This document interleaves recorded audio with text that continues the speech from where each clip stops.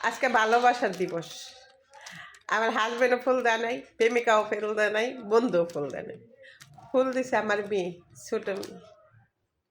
আমার তিনটা মেয়ে ৩ রকম। বড় মেয়েটা খালি নিজের স্বার্থ খুঁজে, শুনলে হয় কষ্ট পাবে, কিন্তু সত্যি কথা ওই খালি ওয়ারে নিয়ে ব্যস্ত থাকে। মেজোটা ভালো, অনেক ভালো, কিন্তু সংসার আছে, স্বামী সন্তান নিয়ে কাজ করে। ওই ওর মতো খোঁজ খবর রাখে, ভালো মন্দ সব কিছু আমার সাথে শেয়ার করে।